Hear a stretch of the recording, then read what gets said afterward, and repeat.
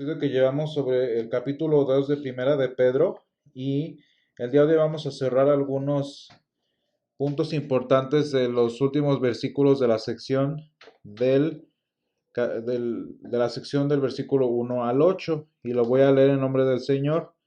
Dice, desechando pues toda malicia, todo engaño, hipocresía, envidias y todas las detracciones, desead como niños recién nacidos la leche espiritual no adulterada, para que por ella crezcáis para salvación, si es que habéis gustado la benignidad del Señor. Acercándoos a él, piedra viva, desechada ciertamente por los edificadores, mas para Dios escogida y preciosa. Vosotros también, como piedras vivas, sed edificados como casa espiritual y sacerdocio santo, para ofrecer sacrificios espirituales aceptables a Dios por medio de Jesucristo. Por lo cual contiene también la escritura, he aquí pongo en Sión la principal piedra del ángulo, escogida preciosa, y el que creyere en él no será avergonzado. Para vosotros, pues, los que creéis, él es precioso, pero para los que no creen, la piedra que los edificadores desecharon ha venido a ser la cabeza del ángulo, y piedra de tropiezo y roca que hace caer, porque tropiezan en la palabra siendo desobedientes, a lo cual fueron también destinados. Y bueno, estábamos viendo esta característica principal del cristiano, según dice San Pedro, de aquellos que han gustado la benignidad, que es precisamente el ser edificables. O como dice en el versículo anterior, con la capacidad de crecer para salvación, como dice el apóstol San Pedro. Y dice ser edificados como casa espiritual, es decir, la nueva morada, por así decirlo, de nuestro Dios en este mundo. Y fíjense bien, la palabra casa, decíamos hace unos miércoles, significa, es la misma palabra para el templo de Jerusalén. Y en este contexto, pues bueno, vemos cómo eh, somos la nueva habitación, por así decirlo, el nuevo tabernáculo de Dios entre los hombres, es decir, la iglesia. Y entonces la iglesia en este caso se va configurando, se va construyendo sobre una piedra angular que, como habíamos dicho, es escogida y preciosa. Y muy importante la frase que dice ahí de Isaías 28, el que creyere en él no será avergonzado. Y entonces esta verdad de la que estamos viendo, parte de hecho el Señor Jesús lo menciona en ciertas ocasiones cuando, por ejemplo, hablaba de la parábola de los dos hombres, de uno insensato y otro sabio. Y si ustedes se fijan, la historia es la misma para ambos individuos. La situación, las circunstancias exactamente la misma para los dos. ¿Cuál es el problema? Que pues bueno, la insensatez del uno es la que provoca el desenlace de esta historia. De manera que nosotros lo vemos aquí, dice, para nosotros, los cristianos, dice los que creéis, Él es precioso, porque Jesús se convierte en nuestra cabeza, en nuestra piedra del ángulo, sobre el cual los cristianos no tenemos otra cosa más que ser edificados, somos edificables. Y eso es algo bonito porque el cristiano, fíjense cómo no va para atrás. El cristiano no retrocede en este caso, el cristiano es edificado. Y somos edificados a través de las bendiciones, somos edificados a través de la escritura naturalmente, pero también a través de ser reprendidos por la escritura, ser reprendidos por la ley del Señor, pero todo con el propósito de ser edificados, uno tras otro hacia arriba. Entonces, vean cómo utiliza la palabra precioso, no nada más por atractivo, por bonito, etcétera, etcétera, sino por el valor, precisamente la utilidad, si lo quisiéramos ver en términos arquitectónicos, la utilidad que tiene el Señor Jesús para la vida del cristiano, pues es, obviamente, nuestra edificación. Y luego dice más adelante, pero para los que no creen, Y aquí viene, digamos, la segunda parte de la historia del insensato. La piedra que los edificadores desecharon ha venido a ser la cabeza del ángulo. Y noten cómo el Salmo 18 e Isaías 28, aunque parece que dicen lo mismo, el lenguaje de uno simplemente, pues bueno, piedra del ángulo. Pero noten cómo en la segunda dice ha venido a ser la cabeza del ángulo. Es decir, que ya no estamos hablando de una piedra que simplemente tiene una función estructural, por así decirlo, sino ahora tenemos una piedra que tiene una función de dirección. Y Jesús, fíjense bien, para los que no creen, no es nada más, por así decirlo, una persona ajena, no es nada más alguien a quien pueden ignorar de alguna forma. El Señor Jesús, para los que no creen, es, en este caso, si lo ponemos en términos, su peor enemigo, en términos simples.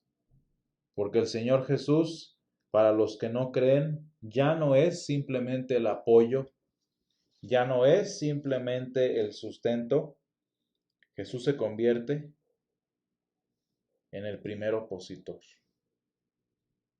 en el primer desafío para los que desechan a la piedra angular. Vemos ahí un cambio de lenguaje muy importante en la misma piedra y sin embargo no tiene la misma función, no tiene el mismo efecto entre unos que creen y los que no creen. Y si analizamos el lenguaje del versículo 7, fíjense cómo menciona específicamente que la piedra desechada, la piedra que estaba al final del proceso de selección, por así decirlo, la piedra que ocupaba el último lugar de atención, el lugar de menosprecio, el lugar de desecho, vuelve ahora y se presenta como cabeza del ángulo. Un ángulo que de todas maneras se edificó, un edificio que de todas maneras se va a establecer y que lamentablemente para este momento ya no va a ser de ayuda para la edificación de los demás, sino el principal opositor, el principal, en términos humanos muy caricaturescos, el principal enemigo del que no creyó. Y eso es lo que vemos en el versículo siguiente, en esa cita de Isaías 8, piedra de tropiezo y roca que hace caer. Y es que es muy triste entender a la escritura de esta manera. Es muy triste ver que la escritura, que para nosotros es la palabra de Dios, es fuente de vida eterna, es el sustento de nuestra fe, el alimento de nuestra vida espiritual, todo lo bonito que es la escritura, fíjense cómo para el que no cree es piedra de tropiezo y roca que hace caer. Fíjense cómo la Biblia, la palabra de Dios para el incrédulo, es para su destrucción. Muchas personas cuando la escritura, incluso para nosotros, si nosotros pensamos, es que a él no le interesa, es que la palabra no, pues no sé, no ha llegado, no ha hecho su obra en este individuo, en tal individuo. Luego pensamos que el débil es el Señor, porque a lo mejor la palabra no es tan efectiva, porque a lo mejor no está pasando lo que quisiéramos que pasara. Como si la escritura funcionara con algunos y no funcionara con otros. ¿Cuál es la situación? Que la palabra de Dios es palabra de Dios, se la crea o no. La palabra de Dios es verdad, estemos de acuerdo o no. Y lamentablemente, para el que se opone, para el que desecha, como los edificadores, esta piedra, la Biblia no es otra cosa, las escrituras no es otra cosa más que piedra de tropiezo y roca que hace caer. Fíjense bien, eso es muy triste porque para la mayoría de las personas, aunque la escritura contiene las buenas nuevas de salvación, para la mayoría de las personas, las escrituras son piedra de tropiezo y roca que hace caer. Porque el edificio se va a construir sí o sí, porque la palabra de Dios es verdad. Sin embargo, vean el lenguaje de lo que vemos en el versículo 7. ¿Qué pasó con los edificadores? Se dieron cuenta finalmente que la piedra que desecharon ahora es su tropiezo. Y es lo que vimos, por ejemplo, en la vida del Señor Jesús, es lo que vimos con los fariseos. ¿Cómo es posible que la palabra que tanto celaron, que la palabra que en el Señor Jesús tanto desecharon, fue la piedra de su tropiezo? Y así es por la insensatez humana. Qué triste y vaya, qué irónico que la palabra que edifica, que el mensaje que da esperanza para el que no cree, no es otra cosa sino piedra de tropiezo. Y dice aquí San Pedro, dice, porque tropiezan en la palabra, siendo desobedientes. Tristemente, para la persona que no cree en el Señor, la palabra de Dios es simplemente piedra de tropiezo. ¿Por qué? Pues porque se tropiezan con lo que deberían hacer y no hay quien les conduzca, no hay quien lo restaure, no hay quien les ayude y es un tropezadero uno y otro y otro. La palabra no es tan específica así, pero nosotros podemos rescatar el término tropezar. ¿Cómo nos tropezamos siempre, no? Pues nos tropezamos no nada más un pasito. Un tropiezo, por lo menos 3 pasos, y en la mayoría de las ocasiones, especialmente cuando estamos en debilidad física, ¿qué es lo que puede provocar? Y si volvemos a términos de construcción y de edificación y de estar y de ser construidos, vean cómo el lenguaje para el que no cree es opuesto a los que son edificados. Porque vean el lenguaje de edificio, ¿no? Somos edificados ¿hacia dónde? Hacia arriba. Y vamos hacia arriba y vamos hacia arriba. Y vean cómo San Pedro muy a propósito usa el lenguaje del tropiezo, porque el tropiezo lo único que hace es ir para abajo y para abajo y para abajo.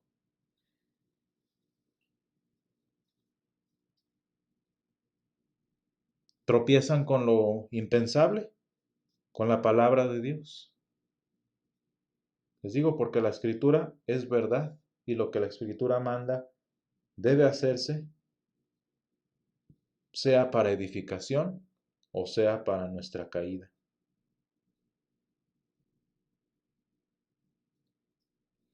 No tiene mucho que ver específicamente con el lenguaje de construcción, pero sí con el lenguaje espiritual de esto, de ser edificados. Fíjense bien, estábamos diciendo que ser edificados como edificio espiritual, como casa espiritual, es ir hacia arriba.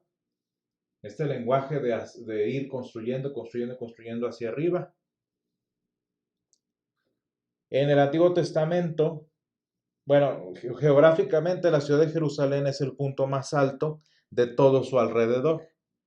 La ciudad de Jerusalén está puesta sobre 7 montes y particularmente el monte Moria, donde estaba el templo, era el punto más alto, especialmente si pensamos que justito como a 1 o 2 horas de Jerusalén está el Mar Muerto, que es el punto más bajo de la tierra.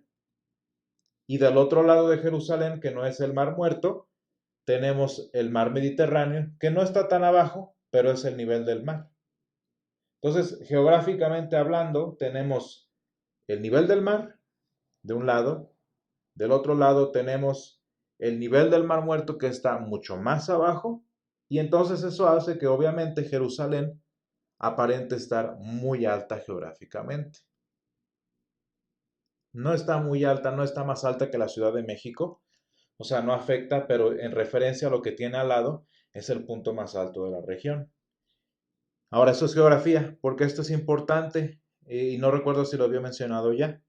Esto es importante porque en la escritura el Señor menciona, el Señor, digamos, conecta el crecimiento espiritual, conecta la madurez del creyente en tanto a sus visitas a Jerusalén.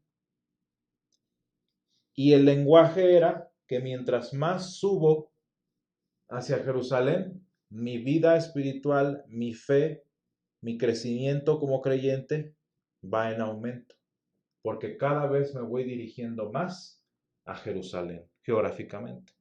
De tal manera que ir a Jerusalén, pues sí, sí, obviamente significaba esfuerzo físico, porque pues significaba ir a pie, cuesta arriba, pero también el querer llegar a Jerusalén, específicamente al templo, era un acto de madurez espiritual.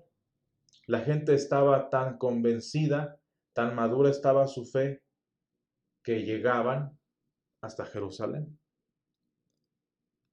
Ese es el lenguaje. Ahora, el opuesto, naturalmente, era bajar. Y mientras geográficamente la gente más se alejaba de Jerusalén y menos les interesaba el estar con el Señor en el templo, el Señor lo compara con precisamente el enfriamiento y este tropezar espiritual que iba pasando progresivamente. Ahora, vamos a ver algunos ejemplos. Abraham, no sé si recuerden cuando Abraham iba con Isaac en esta travesía tan importante del sacrificio, dice que Abraham vio de lejos el lugar en donde el Señor le pedía que sacrificara a Isaac. Y entonces, si lo comparamos con la geografía, vean el esfuerzo y la madurez espiritual que debió tener Abraham para subir hasta el lugar en el que el Señor le mandó. Porque llevaba en contra su dolor, llevaba en contra el futuro de su familia y además de todo, la gravedad. Y el Señor lo compara porque ser edificados no es fácil, crecer en vida espiritual no es sencillo, es como el camino a Jerusalén literalmente. Requiere esfuerzo, es cansancio, subir, subir, subir, subir hasta llegar a Jerusalén. Y Abraham es un buen ejemplo. Y fíjense, muy curioso, el opuesto de toda esta analogía y de hecho de donde sale la parte más importante de esta analogía es la historia de Jonás. Porque Jonás, que era un profeta del Señor, y de hecho el libro de Jonás lo enfatiza muy padre en la lengua original. ¿Qué es lo que hizo Jonás? Tanto literal como espiritualmente. Jonás fue para abajo, para abajo, para abajo, para abajo, y no nada más se alejó del Señor, según él, bajando obviamente de la zona de la zona alta de Judea, nada más fue bajando, bajando, bajando, sino que se metió a un bote, bajó al nivel del mar y todavía peor que eso, lo devoró un pez y terminó en el fondo del mar. Vean en este caso cómo sí hay relación entre ser edificados y tropezarnos y caer y caer y caer. Imagínense la palabra del Señor que fue salvación para los de Nínive. La palabra del Señor que edificó y convirtió a toda la ciudad de Nínive, la capital del imperio neoasirio, fue piedra de tropezadero para el profeta que le iba a llevar. Y Jonás, tanto medio literalmente como espiritualmente, tropezó y tropezó y tropezó con la palabra de Dios. Y eso es lo que tristemente pasa con todos nosotros. Tropezamos y tropezamos y tropezamos. Dice, porque tropiezan en la palabra siendo desobedientes.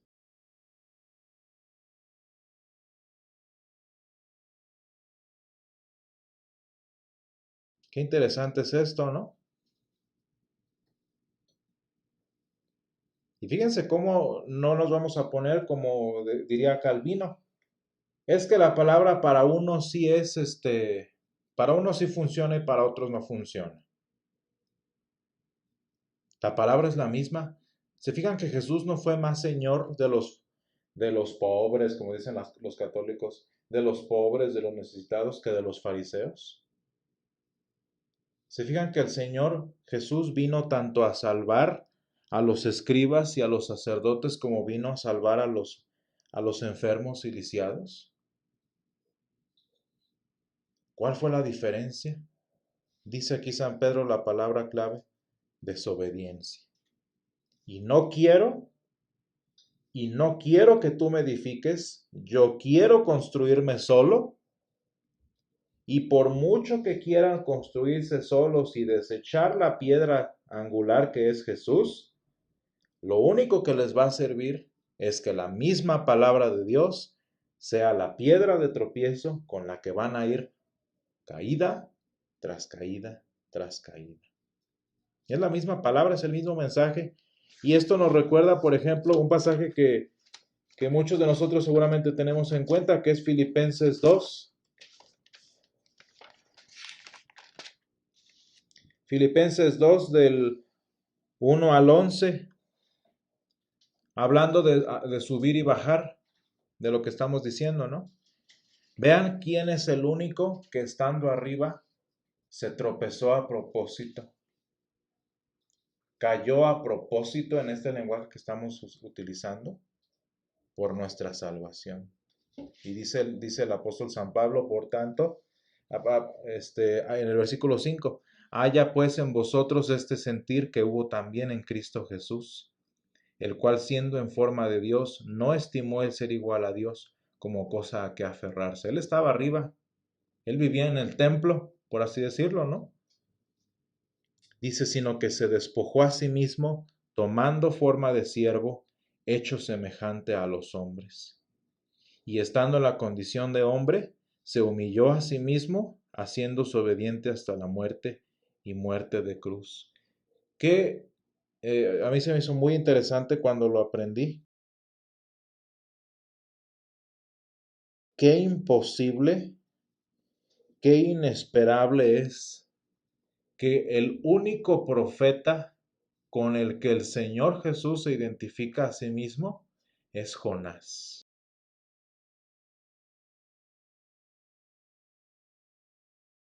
No se identifica a Jesús como sucesor, por así decirlo, de Moisés. Vaya, sucesor de Elías, Eliseo mínimo, Malaquías o alguno de otros de los profetas. Jesús dice en uno de los pasajes que ahorita no vamos a ver, Jesús se compara a sí mismo como Jonás. Porque Jesús hizo por amor nuestro lo que Jonás hizo por rebelión. Y el Señor Jesús, así como sucedió con Jonás en el pez, el Señor Jesús bajó hasta el abismo de nuestro tropiezo. El Señor Jesús bajó hasta lo más bajo por ejemplo, del mar muerto, del fondo del mar, en nuestra condición, para que Él que fue obediente pudiera compensar nuestra desobediencia. ¿Se fijan cómo San Pedro habla de desobediencia y San Pablo habla de obediencia en el Señor Jesús? Y el que no le tocaba tropezarse, el que no debía tropezarse, se tropezó a sí mismo, tomando en sí, en su carne, nuestros tropiezos, nuestras caídas, para que nosotros pudiéramos ser edificados. Así de esta manera podemos conectar Filipenses con Primera de Pedro. Y luego dice, pero luego viene la siguiente parte, muy bonita para nosotros, pero no necesariamente una proclamación del Evangelio. Fíjense bien, lo que viene más adelante es victoria cristiana, no es evangelio de salvación. No sé si entendemos esa diferencia. El versículo 9, 10 y 11 no son evangelio, es lenguaje de victoria. ¿Son buenas nuevas para nosotros? ¿Es evangelio para el cristiano? Pues porque obviamente es la victoria que compartimos con Jesús, la victoria que Él nos ha dado. Pero para todos los demás, estas no son buenas noticias.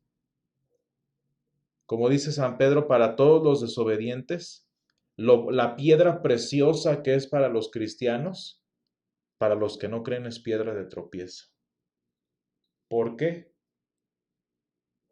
Dice, por lo cual Dios también le exaltó hasta lo sumo y le dio un nombre que es sobre todo nombre, para que en el nombre de Jesús se doble toda rodilla de los que están en los cielos y en la tierra y debajo de la tierra, y toda lengua confiese que Jesucristo es el Señor, para gloria de Dios Padre. Esto es bonito para nosotros porque nosotros vamos a estar ahí con Él cuando esto suceda.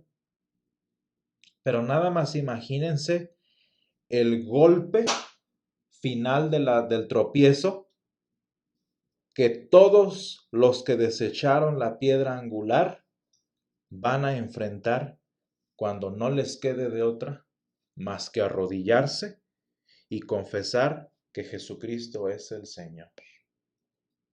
¿Se fijan que no se ve muy bonito para los que no creen? Esta es la peor versión de la peor caída que nosotros podemos tener. Porque caídos, golpeados y tropezados, además de eso van a tener que confesar que Jesucristo es el Señor. Les haya gustado o no. Vean que es el mismo Jesús, es la misma piedra, pero bien dice San Pedro, la roca que los edificadores desecharon ya no viene a ayudarte a edificarte, ya no viene a construirte, viene a enseñorearse, a destruirte. Y hermanos, fíjense, muchas veces a nosotros como cristianos como que ni nos pasa, y qué bueno, gracias a Dios, qué bueno que a nosotros como cristianos a veces ni nos pasa por la cabeza que la segunda venida del Señor no va a ser bonita para la mayoría de las personas. A nosotros pues ni se nos ocurre, o sea, a veces ni pensamos en eso, porque ¿qué es lo que atrae nuestra atención cuando hablamos de la segunda venida del Señor? Y de hecho, ¿qué es lo que va a atraer nuestra atención cuando el Señor Jesús venga? Pues el cumplimiento de nuestra fe. O sea, vaya, hasta es difícil ahorita para mí distraerme de lo importante que es el cumplimiento de nuestra salvación, ¿no? Porque la segunda venida del Señor va a ser una cosa hermosa para nosotros. Y fíjense, tan hermosa va a ser que lo que menos nos va a importar es ver a los santos que vienen con Él. Ver a nuestros papás, a nuestros abuelos, a los santos apóstoles. Fíjense, tan hermoso va a ser el momento que decía uno de mis maestros, eso es lo que menos nos va a importar. Pero bueno, vean cómo estoy hablando de un momento muy bonito para el cristiano. Es el sueño de realización de todo cristiano, ¿no? Pero no sé si nos podemos zafar un poquito de eso, que fascina nuestra esperanza, y hay que pensar cómo va a ser para el que no cree. ¿Qué va a pasar cuando el Señor venga? Pues allí lo dice en el versículo 10 y 11. Para que en el nombre de Jesús se doble toda rodilla. Pero estas rodillas no necesariamente son rodillas que están rindiendo honor. que están alabando a un Salvador son las rodillas que están dobladas ante un conquistador. Fíjense qué chistoso, todo por lo que los judíos y los fariseos desecharon al Señor, porque ellos querían un libertador, porque ellos querían, no sé, un líder, un caudillo o algo así, un poderoso señor, pues se les va a cumplir. Lo muy triste es que el gran conquistador, el gran libertador, no va a serlo para ellos. Y no les va a quedar de otra más que confesar. Fíjense, dice toda lengua. No va a haber de otra más que decir, Jesucristo es el Señor para gloria de Dios Padre. Yo creo que nadie queremos tropezar así.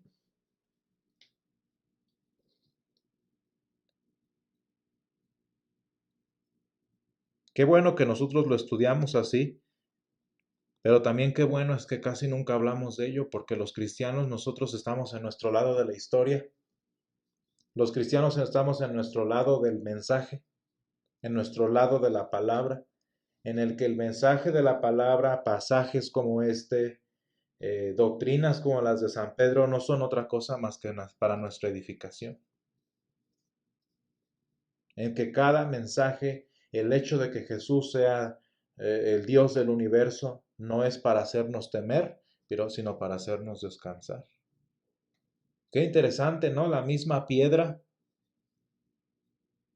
que edifica a unos, que sostiene a unos juntos, como hemos estado diciendo, la misma piedra que mantiene nuestra iglesia para siempre, la misma piedra que salvó a la gente de Nínive, para muchos va a ser su tropiezo, va a ser su perdición, porque teniendo y habiendo tenido allí la escritura, fueron desobedientes, como dice el Señor Jesús.